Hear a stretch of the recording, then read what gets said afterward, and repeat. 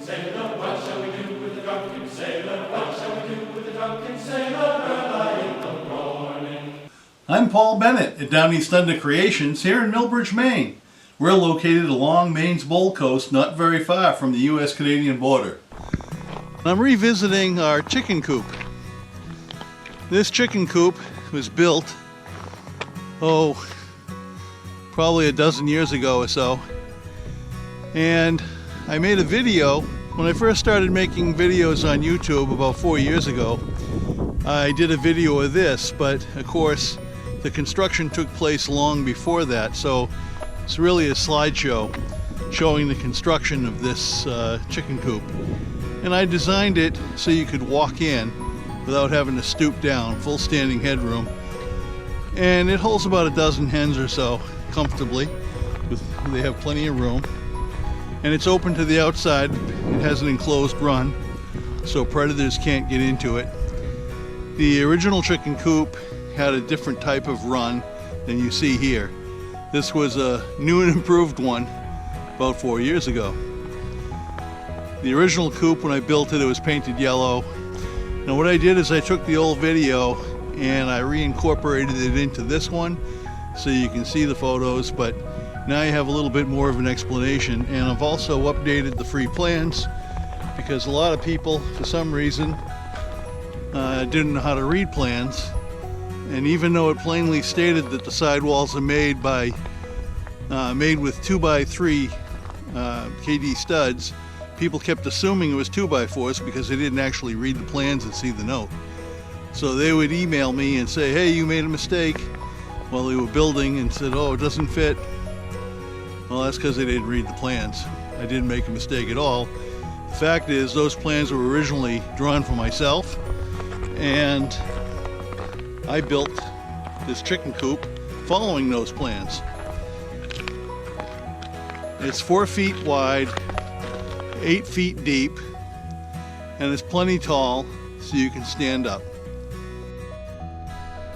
As you can see, I brought in some electricity, so I have an outlet outside when I'm working out here, around here, and I have floodlights. So this is where the nesting boxes were built in originally, but as I said, the girls didn't like it, didn't work. And it caused a lot of water to come in, and it rotted these side panels here, so I replaced the whole left side and reframed the window.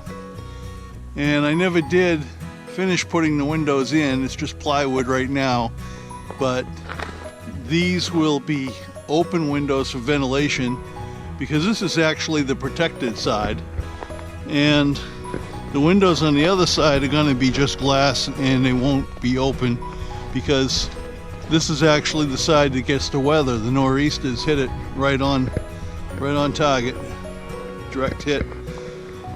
And this run here, the framework is all pressure treated, very sturdy, and but it's like a clear acrylic corrugated coating on the top, which you can't see now with the snow on it. You'll see it in a few seconds when the slideshow begins. But this has stood the test of time, and the 4x4 post it sits on go down 4 feet because the frost line here in this part of Maine is 4 feet down. If you don't go down to the frost line with your post, then what'll happen is when you have thawing and freezing back and forth, what happens is the building will it'll lift and tilt to one side. You don't want that to happen. This is something you can easily build yourself if you have basic carpentry skills. You'll notice on the back side there's a little door here, and it was intended as a clean out door. It's still used for that. You can just shovel the stuff right out the back there. Makes it easy.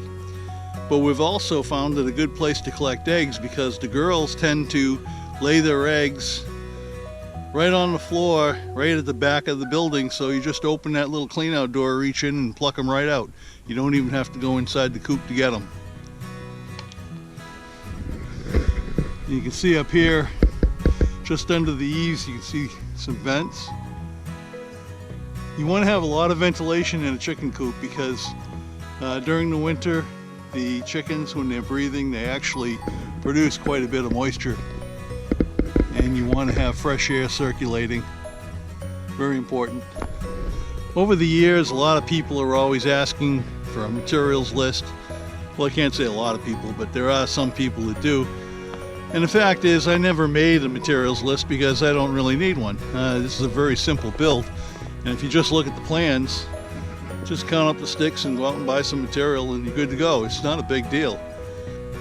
Most of these home building centers and lumberyards will generate a supplies list for you, providing you buy the materials from them. So one way or another, you can get it done if you really want to have it done and not do it yourself.